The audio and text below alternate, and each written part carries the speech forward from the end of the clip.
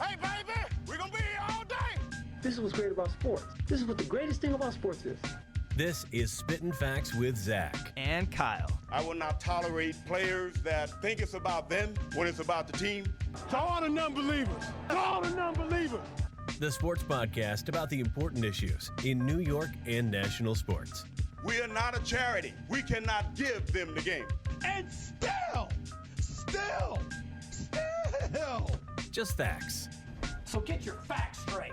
Now, here's Zack. Can't wait. This is Zack, once again joined by my friend Kyle. This is a show that I don't think anyone would have ever thought that they would have had to do. We didn't want to make this show.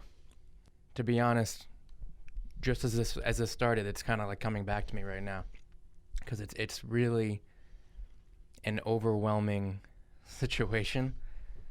I would also like to first say that we are not we're not professionals yet, and sometimes we deal with some logistical issues to record the show, period. So we apologize that we couldn't get a show out last week, and we're now recording the show now, and a lot of stuff has obviously happened since we last were with you. Yeah, so we're gonna talk about Kobe on the show a lot, and then we'll do a brief Super Bowl preview, and then we'll do a quick recap of a couple of highlights of what we wanted to talk about last week. Yeah, I mean, this was kind of something that, as it was happening, you couldn't even believe it was happening.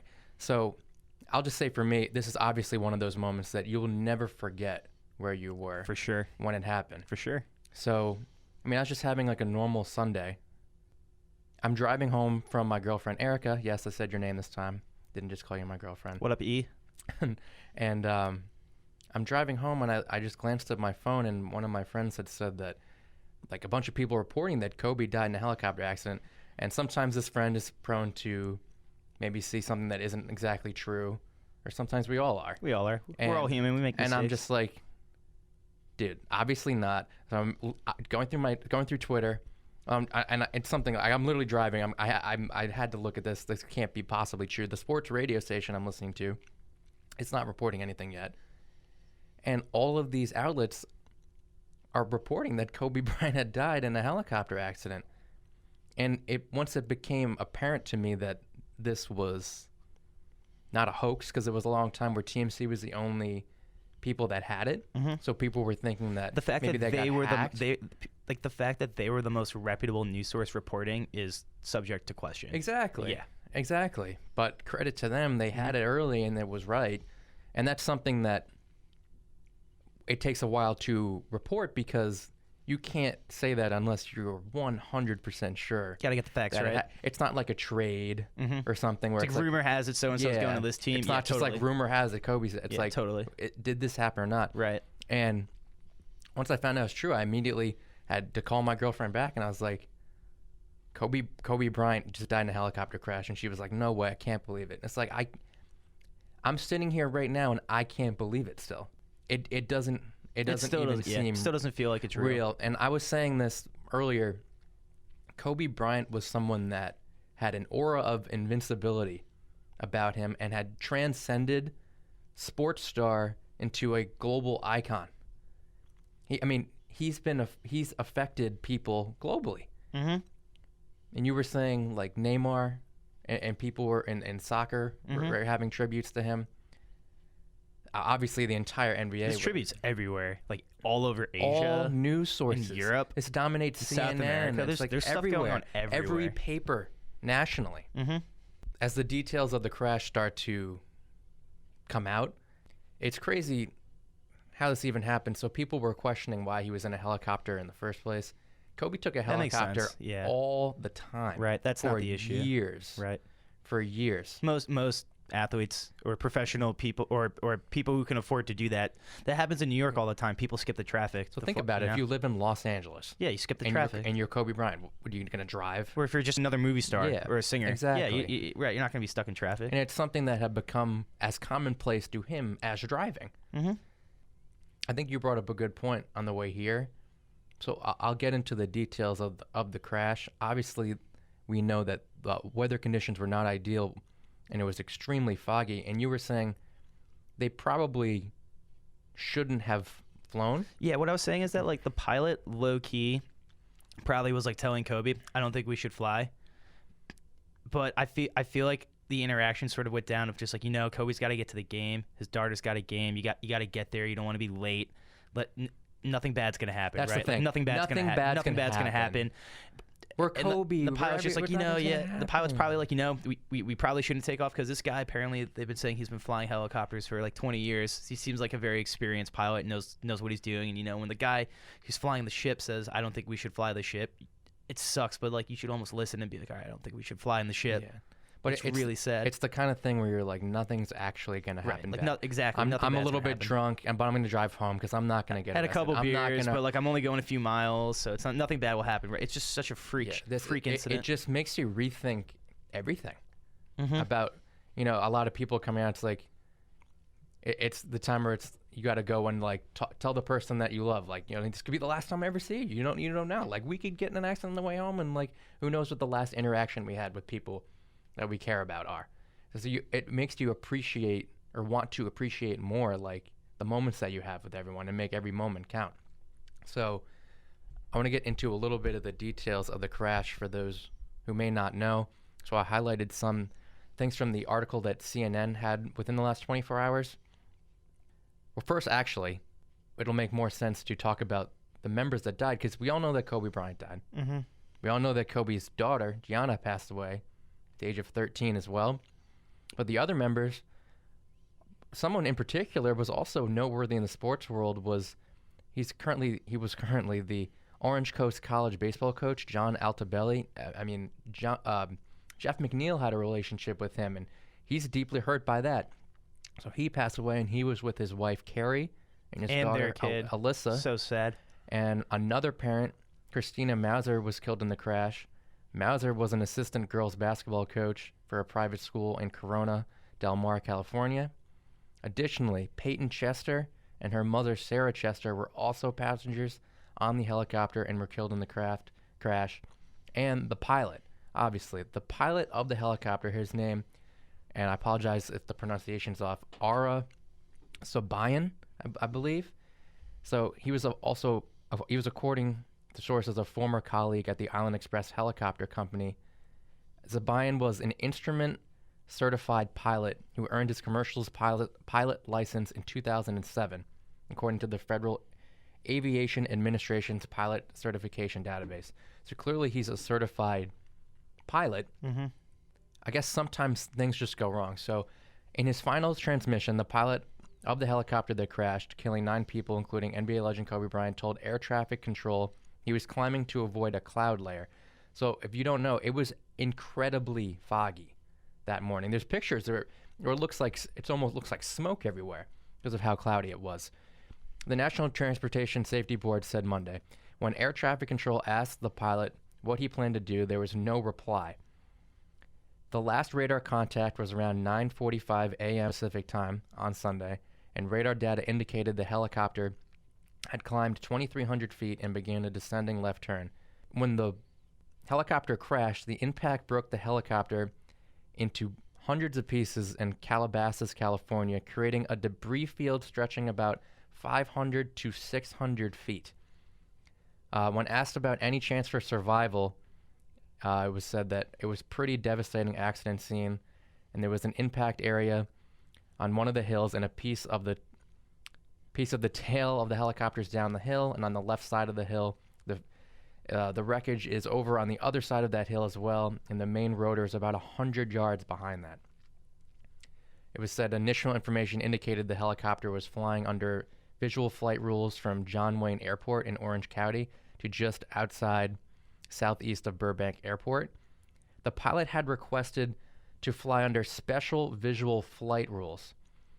So a special visual flight rule clearance allows a pilot to fly in weather conditions worse than those allowed for regular visual flight rules. So pilots can request this clearance before takeoff or during the flight, especially if conditions suddenly change.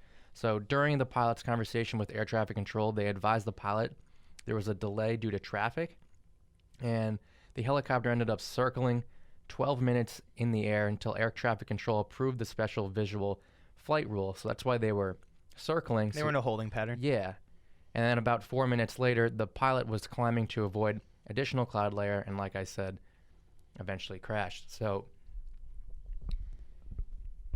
I don't know. It's just something that I don't think that we've ever experienced anything comparable to something like this. Now, we were trying to think when we saw each other the other day what the biggest comparisons are.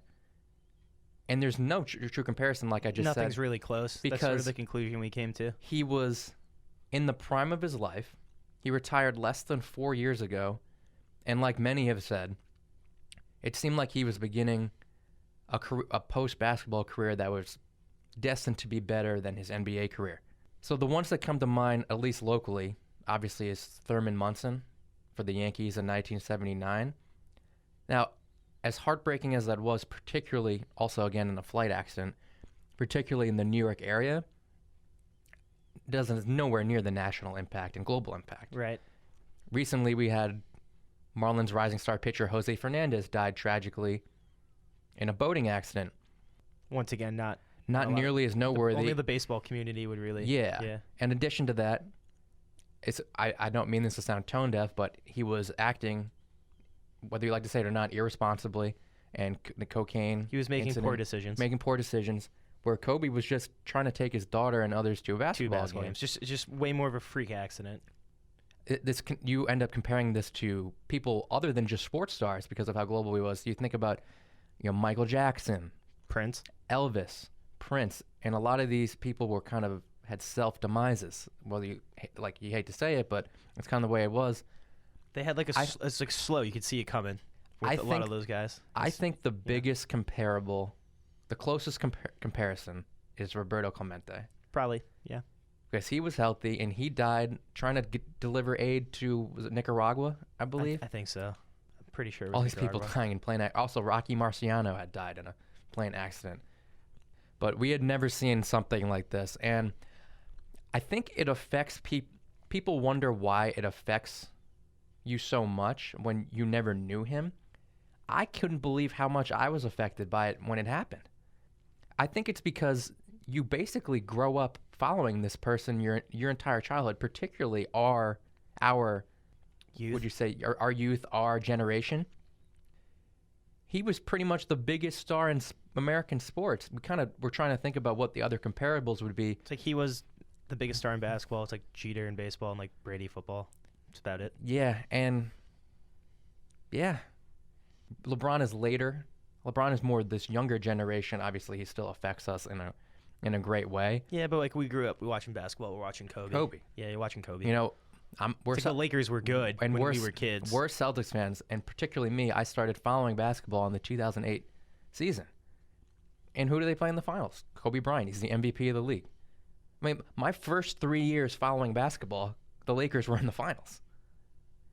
So it's just those moments of your childhood that stick out and make you feel sad. So I think why people are so affected is because of how he transcended sports and had been doing things for children and his relationship with his child. Yeah, a lot of people are saying that. So his relationship had become something that was seen in the public eye a lot.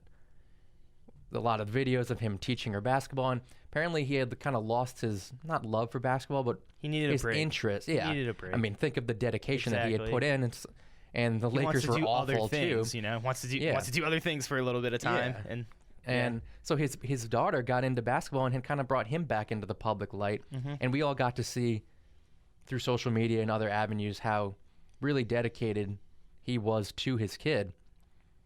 I think that's why it's hurting a lot more. And initially we knew Kobe died, but we didn't know who else had died. And then hours later it came out that she was there too. So it now leaves that not only is Kobe gone, but one of the kids is gone. It's so weird when you're losing one sibling because all the other siblings are still there, and you think, why me? I could have been me, and how come it had to be her, and all the stuff like that. It's really crazy. And additionally, why he all affects us is because he was an inspiration not only for sports, but I think For life. For life. Oh, totally. The Mamba mentality became something that you could apply to any aspect of your life. Right. At work, at school. Waking up. Just going to sleep. Anything. Anything. Having that drive and determination to do whatever is necessary to achieve your goal. And when he is showing you, when he's telling you what it's about and showing you what it's about, and then showing you on a national stage what that hard work can bring you. That's what we're able to see every time we turn on the Lakers for 20 years. His NBA accomplishments go without saying, although I will say them for a little bit. We all know that. That was kind of funny. We all know. We need a little comic relief. This is such a sad week. It is. We all know that he's a 5-time NBA champion. He appeared in 7 finals. 18-time All-Star. Forever, whatever that's worth. We all know the All-Star voting can be a little shaky, but A little hazy. Here nor there. Led the league in scoring twice, particularly in 2006, before the era of just getting fouled repeatedly and jacking up threes with no defense, like we have today. He averaged 35.4 a game, and then the following season averaged 31.6. In neither year did he win MVP. Didn't win MVP until his only MVP in the 2008 season when they would end up losing to the Celtics. But his career just had so many memories. Even as someone who watched him and not hating, you don't hate him, you respect him. He's a competitor. Yeah. It's the rival. Yeah. You have to respect it, and when something like this happens, it just brings everything in perspective where we're all on the same team. I wanted to show this. I'm sure we've heard so many clips. I don't know how many people have heard this clip. I'll lead into it by prefacing. I'm going to steal this from Max Kellerman. He actually did have a really good quote. He said that everyone, when they were young, wanted to be like Mike, right? Be like Mike. Kobe was the only guy who actually had the audacity to be like, I'm going to be like Mike. I'm actually going to be like Mike, if not better. Right. So this is actually I have no idea what the source of this is from, but this is an incredible video where someone had given Kobe, he didn't name who the teammate was, someone had given Kobe advice what to do when playing against Michael Jordan for the first time. The first time I was getting ready to face Jordan, I had a teammate, he goes to me and said, "Hey, you want some advice? Whatever you do, don't look him in the eye." Wait, excuse me? Why the hell would I not look him in the eye? I don't think my teammate understood that I'm that too. Michael with the hook line all the way to the hoop for the dunk. Can't look me in the eye either, buddy.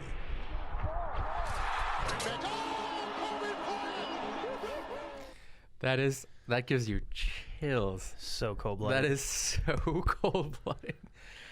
Oh my God, that's just the Mamba mentality where he thought that he could accomplish anything. Like what 17-year-old kid, whatever, maybe he's probably 18 around that time, regardless, has the audacity to think that way and then be that and then actually end up being that. Right. He actually did it. It's the crazy part. And people have been telling stories about he wanted to, I think Ramona Scheller was talking about this, he wanted to make certain movies, so he talks to the best filmmaker that there was. I wanted to write like his children's books, so he wants to write like J.K. Rowling, calls up J.K. Rowling. Like whoever just wanted to get information from everyone so he could continuously try to better himself.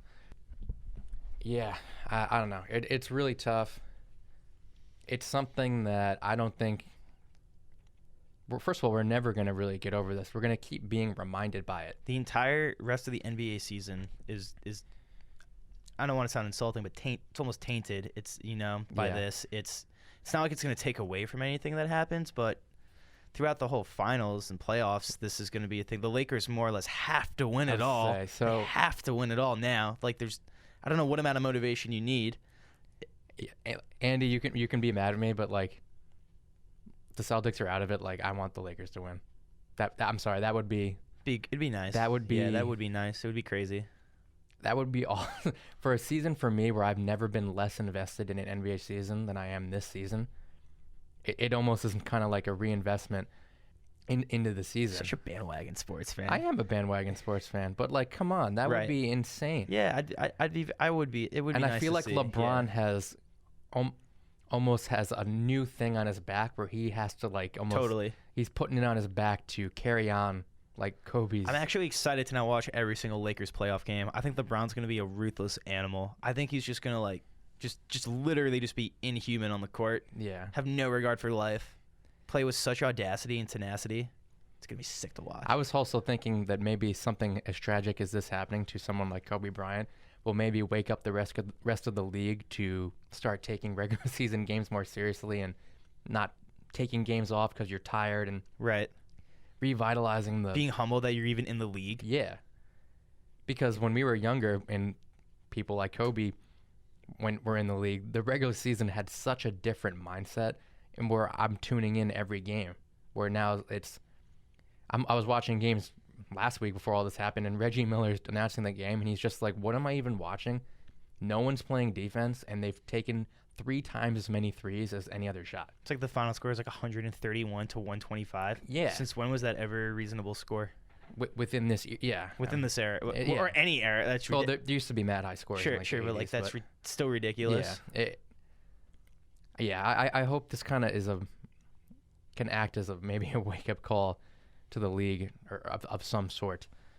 But the one other thing I didn't want to forget. So obviously all the teams were doing the 24-second and 8-second violations to start the game. Super cool. So this was crazy. That obviously got a lot of play. I don't know how much play this got. In the first game in which both teams did this was the Raptors. Spurs? Yeah. So both teams take the 24-second violation, but then obviously now we have to start the game. So the Raptors get possession of the ball.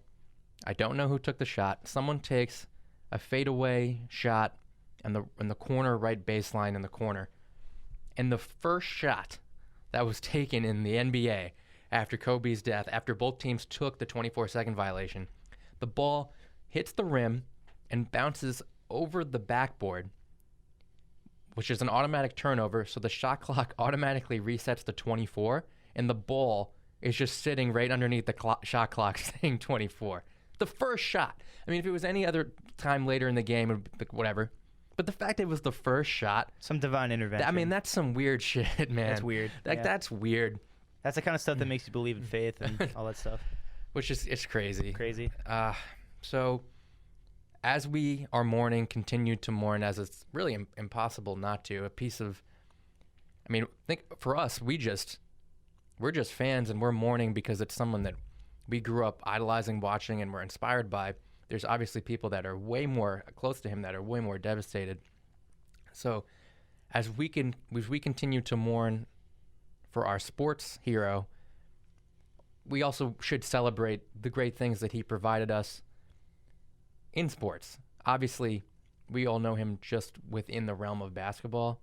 We don't have any personal relationship in any way to him, and we've all talked about at length about what he's done off the court, but this is a sports show, and I think it would be nice to just highlight some of his greatest sports moments, as I like to play some audio as it kind of gets entertaining to play a little audio and just us talking. I kind of selected, I would say, my personal favorite 10 moments of Kobe Bryant's career, and particularly some of the most memorable.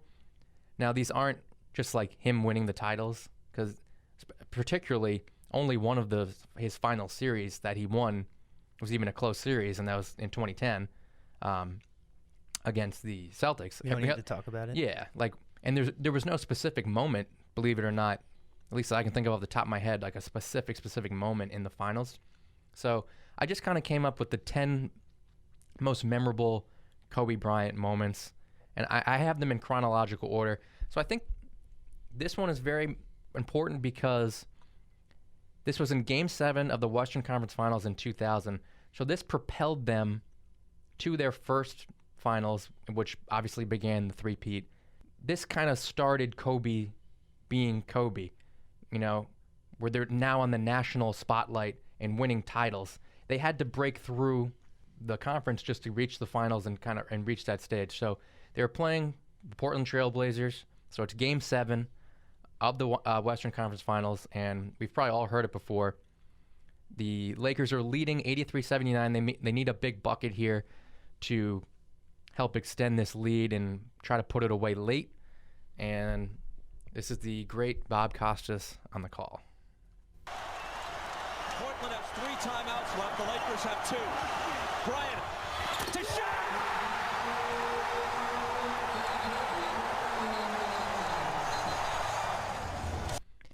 The Bryant to Shaq is like one of the most memorable. That was the first thing I thought of. That was Yeah. my first play that I thought of when I heard of the news. Was the alley-oop to Shaq. And honestly, the more memorable part about that play is really Shaq running up the court. With, like he can't believe what just happened. It's cool. Like a little kid running up the court. But Scottie Pippen was pissed. yeah, people forget Scottie Pippen was like on the Blazers and was the primary defender on Kobe pissed. Bryant on that play. Like he could have been to another final and rewritten his legacy. I'm like, I'm better than Jordan. Yeah, right. Like he Are you? like, what if he got his 7th ring? You Oh know? my Like, God. But whatever.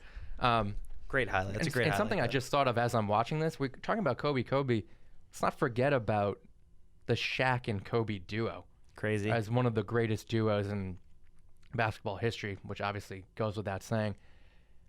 And looking back now, where we're talking about taking advantage of life and getting over grudges and celebrating everything, it's unfortunate that Kobe and Shaq had the beef that they did, because who knows what if they stayed together and got along, what they could have accomplished. Right. Because O'Neal obviously was older and didn't have quite the longevity, even though he was in the league a really long time. He still won another title before Kobe won his other titles with Miami, and he was still incredibly dominant for at least another 3 to 5 seasons at a very high level. They probably could have had 7. 7's a lot, Maybe. because that would be 05, 06, 07, 08, 09. I'm not saying in a Yeah. row, but Yeah, I'm just saying that Just like he would have had 7. we would have needed 4 more. So, because he left after the 04 season. Shaq was pretty much done, I think, by the time he was on the Suns in like 08. But neither here nor there. They easily could have added another title. So he has all those title runs. I mean, there's so many moments that it's hard to just single out 10 moments to choose from. This is one that I think often goes forgotten. And I can't find for the life of me the Lakers broadcast of this. Whenever you see these clips, it's from the Portland Trail Blazers broadcast. So this is the last game of the regular season in 2004. Kobe basically hits 2 of the most unbelievable shots to tie the game at the end of regulation and then win in overtime. As much as I would love to hear the Lakers audio, the Blazers audio is pretty incredible because it just shows the shock that they were they're in. So- dumbfounded. Exactly. So in this situation here, the Blazers are leading the Lakers 87-84 with 8 seconds to go. Gary Payton inbounding. Payton. Bryant out top against Patterson. Kobe cannot get Patterson in the air. A wild three. Hit it.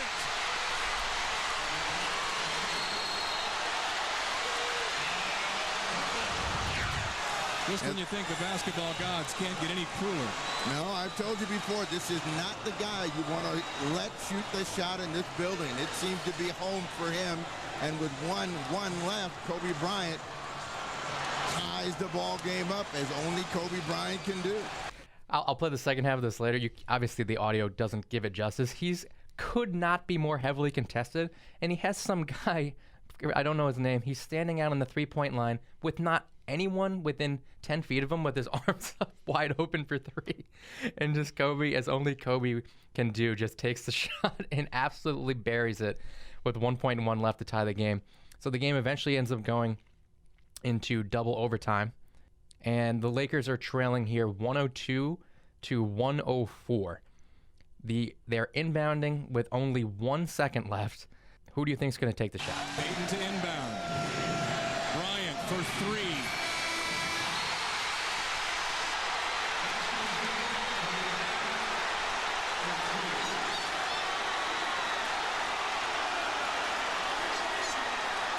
Particularly with the Blazers announcers, the audio gives it no justice. He is running, they're inbounding from the bottom of the screen and he's running towards the inbounder and catches the ball and turns around the opposite way and falls down to the floor while hitting a fadeaway three that's absolutely wet to win the game. And the Blazers announcers have absolutely nothing to say. They don't know what to say. Yeah, the season's over. Yeah, and the way he like ran over to the bench screaming that's unbelievable. That's particularly one of my favorite moments, easily. It's incredible. So his personal biggest achievements took place within that 06 and 07 season, even though the team, 06 and 07 seasons, even though the team didn't really do much because they had a horrible team around them. You hear the names like Smush Parker and all those guys. He had to put the team on his back, which led to some of the most unbelievable scoring performances we've ever seen, only to be compared by Wilt, who's obviously in another league of his own. So we all remember this one. This is the 2006 season. It's in December of 05, 2006 season, and it's when Kobe Bryant scored 62 points in 3 quarters, outscoring the Mavericks by himself. But how good? He can't be too good. Dallas is still beating him 60-59. Final shot time. I guess who's going to take it? Dallas call. Dallas ought to foul somebody else, and Kobe can't get it. Now Kobe for 3. I don't believe it. Incredible. 95, 61. Add to his career. 62 for Kobe. Hey, I take it back. He is good, but he has more than Dallas has. Kobe threw 3, acknowledging the crowd on their feet, and he has outscored the Mavericks at the end of the third quarter. Well, they better give him a standing O right now because this is the last you'll see him tonight. The concept of single-handedly outscoring a team, a good team too. Like right. Dirk's on the team, single-handedly outscoring them 62-61 in 3 quarters. It's like, what year was this again? It's the 06 season. So like, this is the year. Was Nash on the team then? No, so Nash was on the Suns and literally won league MVP when Kobe easily could have won MVP in 06 and 07. But Nash's team had more success, and then as we'll see later, Nash's team beat him in the playoffs. But that in particular was one of the craziest moments, and I think the reason why he didn't get the MVP because it was the team success and crap team and stuff like that. So later, I guess just over a month later, we all know the 81-point game against the Raptors. I think a lot of people may not remember they were trailing 69-51. They were trailing by 18 in the third quarter. So it's not like he was just, late it got a little out of hand and he was forcing it and they were already kind of had the game in hand. But this whole game, they were basically trailing for like 35 minutes of the game. So he needed to put his team on the back. So I just wanted to play this one clip because it's my favorite basket from the game, where the game is tied at 85 and Kobe gets the fast break dunk to put them ahead. And the way that the ball went in is kind of something I always remember as a kind of a, sometimes the ball goes in a way where you're like, that was awesome. You kind of, this was always kind of one for me. Scotty James. James has 22 on the night. Knocked away by Kobe. Great hustle by Kobe. He's going to score. Slam dunk, Lakers lead. I think the way the ball went in, like the way that it kind of sounded off the rim was crazy. So, and then here's him getting 81 at the end of the game on the free throw line. 46 from the field. This would be 18 for 20 from the line and an 81-point game. 55 in the second half. You got to get him out of the game. Somebody got to fly.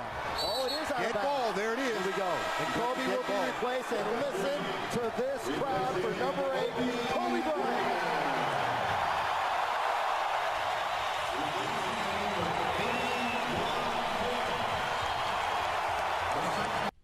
Look at the guys on the floor that he was playing with. Scrubs. Kwame Brown is in that game. Scrubs. Kwame Brown. He has no hands. Like literally. Oh my God. And yet he still was able to will that team to the playoffs because of the amount of scoring that he was doing. So this is one of the moments that people most remember. Now I was kind of, as I was researching this, it kind of goes forgotten. So I'm going to show this play here that his game tying shot and game winner against the Suns in the 06 playoffs. So he wins this game to put them ahead 3-1 in the series, but it's kind of forgotten that they actually blew that 3-1 lead and lost that series in 7. But obviously does not take away from this particular moment. So right here, Lakers down 90-88 inbounding. Suns are actually inbounding with 7.9 left. Suns. Again, the Lakers out of timeouts. You got to be matched up here now. You know, the clock. You cannot allow precious seconds to go off the clock by not being close to a man. They'd love to get it into Nash's hands, and they do. Ball knocked away, stolen by Parker. Here it is. Here comes George to Kobe Bryant. Bryant inside. It's good. It's good. Tie game. 0.7 of a second remaining. So that's the game-tying shot in regulation. So that puts the game into overtime. Then in overtime, the Lakers are now trailing by 1 with 6.1 left, and there's a jump ball at midcourt. Walton can tip it. Bryant with the save. Now you got to get a shot here. Final seconds. Bryant for the win. Bang!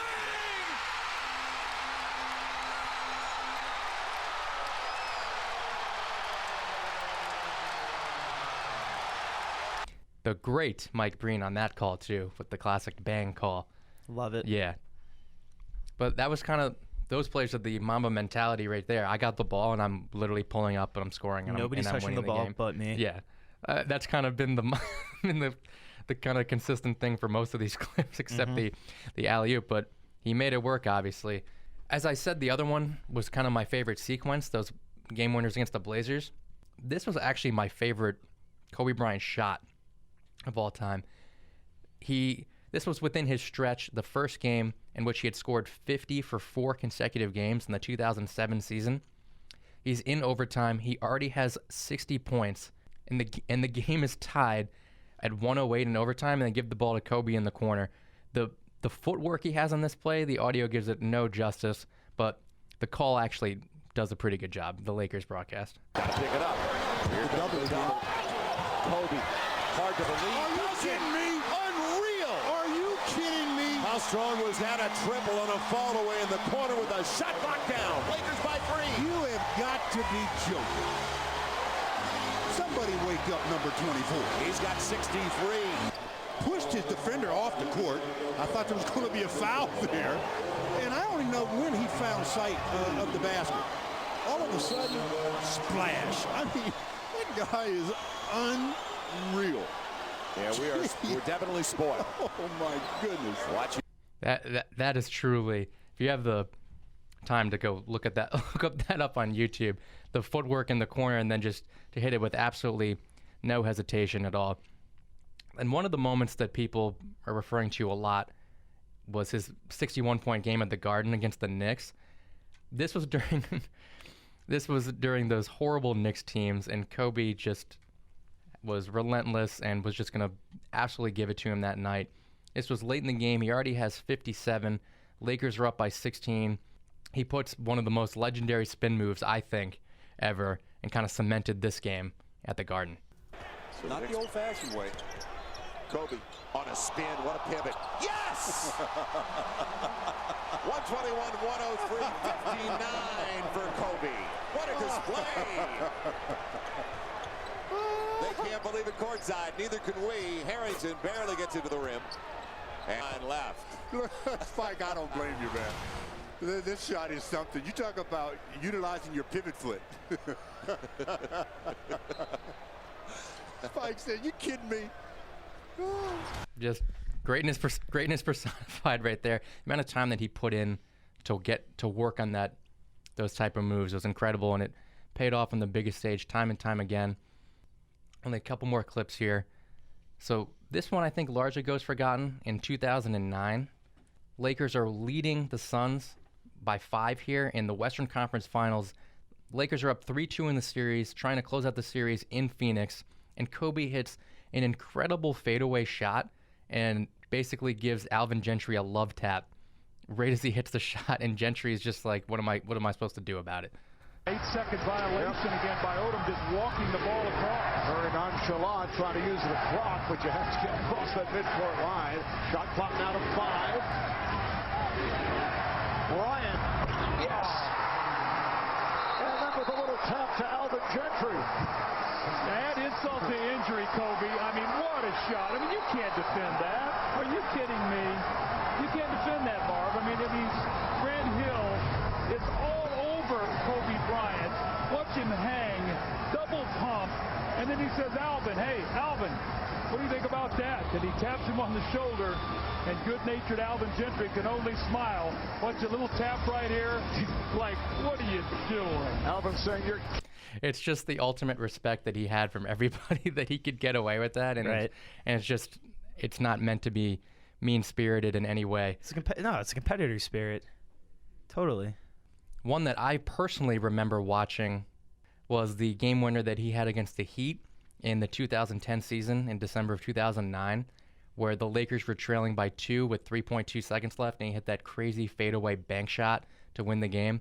This was also a classic with Mike Breen on the call. Lakers do not have any timeouts. The Heat in the penalty, so they can't foul. Wade is guarding. Artest looking, gets it to Bryant. Bryant dribbling, has to put it up at the buzzer. Banks it in! Oh, he banks in the three! And the Lakers win the game!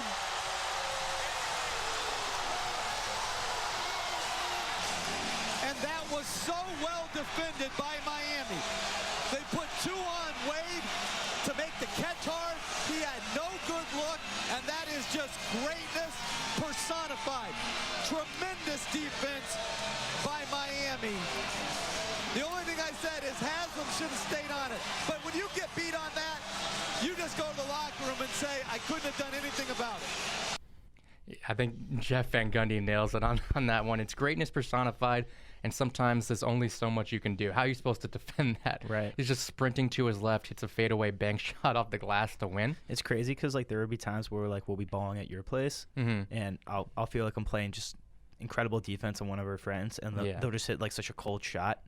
And I have that feeling of what am I supposed to do? I can't even imagine what these guys are feeling. Yeah, it's what am I supposed to do? I had it perfect. Literally did and everything lost. right, and you still lose. Crazy. So I have one more, the one that we all remember, his final game against the Jazz. We all know that he scored 60 and hit the go-ahead shot. The Jazz were leading this game 96-86 with under 3 minutes left to go in this game, and Kobe scored or assisted on every other point the rest of the way, and the Jazz never scored again. So this is the 3 that he had to cut it to 1, and then the go-ahead shot to give them a 1-point lead.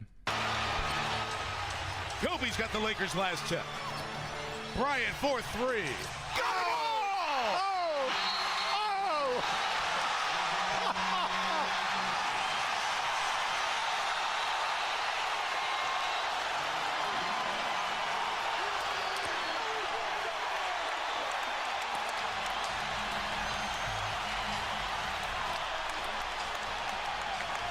Is off on the 3, rebound by Russell. Here they have a chance.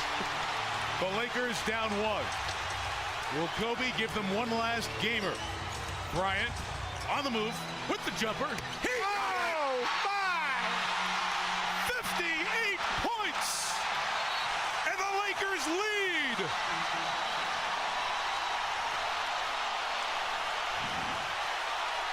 Oh my God. A couple things about that. When he hits the shot to give them a lead, the face that he makes when he's looking back it's scary cold-blooded. When he showing his teeth there, he's I just did that one last time.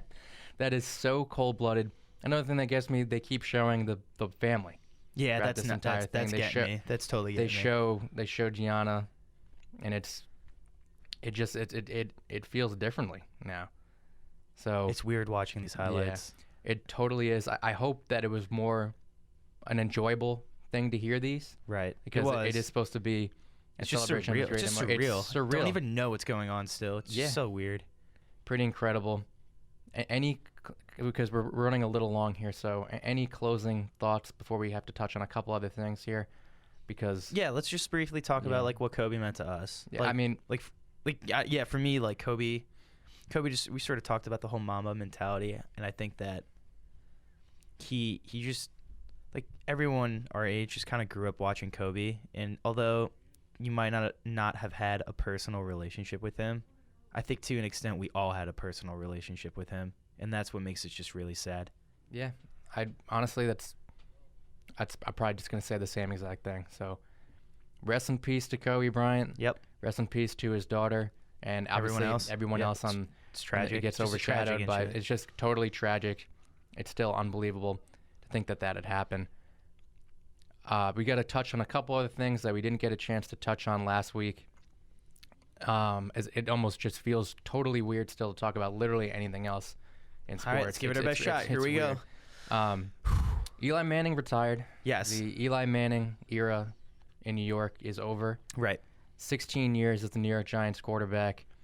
The debate about him being a Hall of Famer or not. There's no debate. And unfortunately, there is a debate. I don't think there's any debate either. I get it, but it's just like he's a Hall of Famer, but like he's not the Hall of Fame guy. But he's still a Hall of Famer, but he's just not the guy. But he's still in. There needs to be tiers of Hall of Fame. Yeah, like he's not in the penthouse. He's not in the penthouse. He's in the carriage house. But he's in the building for sure. Yes. Something that he's parking cars. Something that he was the best at, I think is not clever. What I think is interesting is he's the all-time salary leader ever. It's very cool. No one made any more money than he did. He's for balling. sure. In terms of him being like a Hall of Famer, I think that he was just a victim of the Giants being total trash at the end of his career. Yeah. Which affected him being trash to an extent. Yeah. Like he definitely was not good. It put nothing around him, particularly on the offensive line, which we all know for sure. People keep bringing up his career record as a starter with 117, which personally I think is so irrelevant. So how about this? What if Eli Manning chose to retire after the 2016 season? Everything that he did previously still would have happened, and we just wouldn't have that recency bias of the horrible years at the end. He would retire with a record of 108 and 91. So what does the losing at the end of his career when the team was garbage have to take away with anything that he did before that when he was 17 games above 500? You're right. Yeah, that's a good point. It's a good talking point. It's a good discussion to have. So I think Eli was great, and his retirement speech was awesome. I just played the last part of it because I think he kind of had a mic drop where he was saying that he hoped that he was everything that he possibly could have been for the Giants and that he did not have any business playing anywhere other than New York.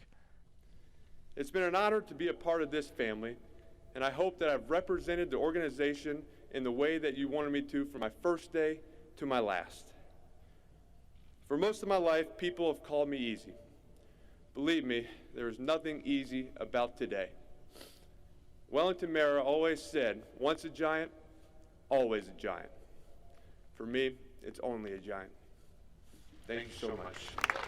Like that's a mic drop. Yeah, that's statement cool. there. That's pretty cool. Good for him. Yeah, because I think it got to the point for him where obviously he knew he had he wasn't going to be playing in New York. They're moving on to Daniel Jones, and I think there was kind of the writing on the wall that a team isn't going to restart suitors. with him. Yeah, there's no suitors for him. No one's and if it's not the absolute perfect situation, why would you play anywhere else? You don't want to be Joe Namath playing for the Rams, Johnny Unitas playing for the Chargers, Franco Harris playing for the Seahawks, which I think kind of gets forgotten, Emmitt Smith with the Cardinals. Ew. Yeah. That right? was so bad. Crazy. Ugh. So I think he went out right, and we kind of throw this phrase out a lot because we like to say it in our friend group, but was there anyone more class personified than Eli Manning? Always represented himself in the best way possible, and I don't know. I'm just kind of happy for his career that it kind of went the way it was. So, sure. Yeah, same. Yep. In terms of the Giants, I did want to quickly touch on this, that the Giants hired Jason Garrett to be their offensive coordinator. As a Cowboys fan, I think that's hilarious. As an Eagles fan, I also think it's hilarious. Giants fans forever kept saying that Jason Garrett is trash, and now that they hired him, they're like, now he's great. Now he's good. a good hire. Yeah. I think he's garbage. I think he's a disgrace. I think that he had no idea how to use Dak Prescott and tried to turn him into a pocket passer when he was just not a pocket passer. For years, he never ran the ball as much as he should, had horrible in-game decision-making, and was not a motivator in any way. Good luck, Giants fans. I think the rest of the staff that Joe Judge has put around him Has Seems a lot of fine. experience. Yeah, a seems lot fine. of experience. Like Brett Bielema, like they just added. He's Freddie just such a Kitchens. hilarious coach, to be honest. Yeah, he really is. But good luck with him. I hope he doesn't ruin Daniel Jones' career. It's low-key the decision-making, in-game decision-making that just grinds my shit as a football fan. When my coach is just having really poor in-game decision-making, it's like I've never played a single down of organized football. But if I know what to do and the coach doesn't know what to do, then there's a problem. Mm-hmm.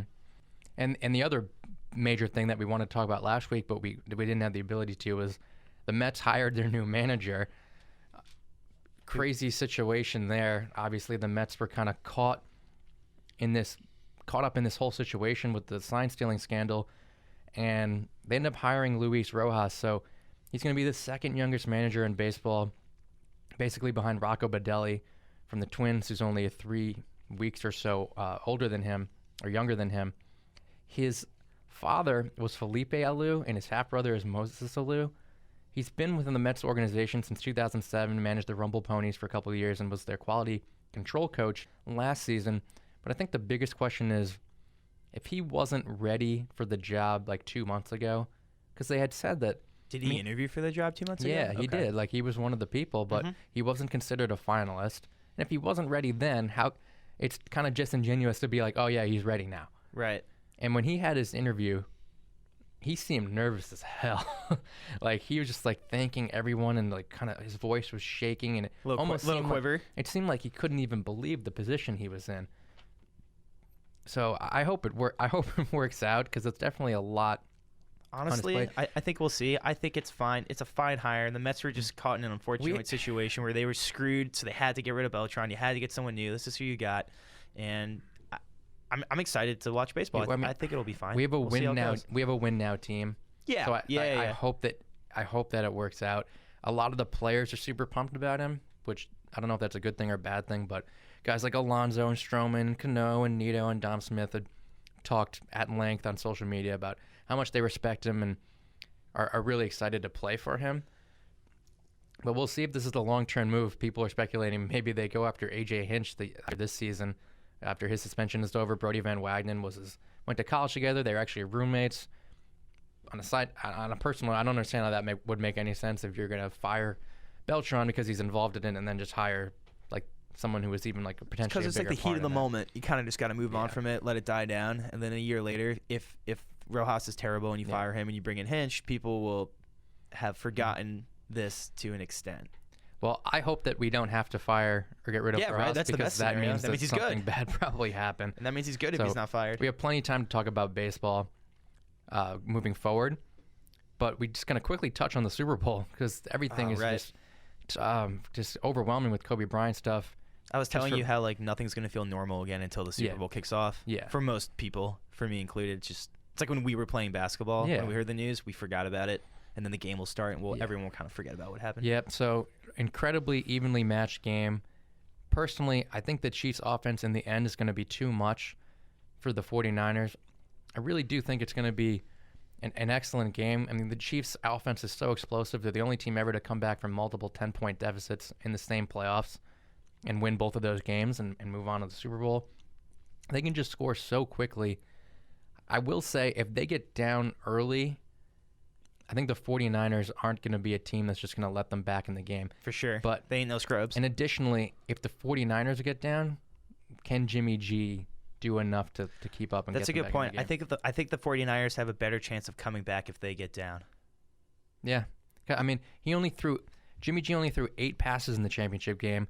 There's only 3 other instances ever where the playoff game happened where there were less than 10 pass attempts, and that was all by the Dolphins in 71, 73, and 73 when they had Bob Greasy with the 3-headed monsters at the running backs. But they can sure run the ball just like those Dolphins teams. Raheem Mostert had second most yards ever in a playoff game. Who is Raheem Mostert? That's the thing, right? Like, I honestly didn't really. I might have heard the name a couple times before that game. He was cut like 7 times. That's the thing. It's like I had no idea who he was really until that game. I had no idea. That's just kind of funny. Yeah, and story for another day. But that's kind of why I think that you don't necessarily want to draft a running back so high in the draft. You can kind of get them anywhere and kind of get a guy to fit into your system and work within your offense. So we're going to totally break down the Super Bowl next week. We really just unfortunately didn't get a chance to have an episode last week, and the whole Kobe stuff is just completely overwhelming this show today. Right. So we do want to do, we have our segment, you know, it grinds my gears. So I did want to still get to that. I'm going to start off first with mine. You know what really grinds my gears? What grinds your gears, Zach? That when people are talking about Kobe Bryant's death, that some people are like, I'm a Celtics fan, and like even I'm feeling upset for Kobe Bryant, like, or R.I.P. Kobe Bryant, like from a Celtics fan, or R.I.P. Kobe Bryant from a Knicks fan. It's like, literally, who cares what fan you're a team of at this point? Why does that matter? Like that you have to be like, I'm a Celtics fan, so I feel empathy for the death of Kobe Bryant. It's just like, you're a freaking human being. Right. I get it sometimes when it's like an injury situation where it's like, oh, like I'm a Celtics fan, like I hope he gets healthy. Who cares what team you're a fan of? This is about something so much bigger than that, where it really doesn't matter. And that totally grinds my gears because I've been saying that a lot on social media, where people think that whatever team they're a fan of has any sort of bearing on that whatsoever. So that's what grinds my gears. Social media and stuff on social media is probably always going to grind my gears. But, you know, that's kind of the way it is. It brings out the best in people and also can kind of bring out the worst in people. So, Kyle, do you have yours? Yeah. All right. You know what really grinds my gears? What grinds your gears, Kyle? Want to know what grinds my gears? Last week, Larry Walker got into the Hall of Fame. And I'm not saying that Larry Walker is not a Hall of Famer. That's for you to determine. But what does grind my gears is that on his first ballot of Hall of Fame voting, he received 10% of the vote. On his last ballot, the ballot before this year, he received 50% of the vote. And on this ballot, he receives just enough, a little over 75%, to get into the Hall of Fame. And what grinds my gears about that is how do you go from 10% on your first ballot to just suddenly being a Hall of Famer on your last ballot? It's like, were you not aren't you a Hall of Famer or are you not? It's like exactly. Were you not a Hall of Famer on your first ballot?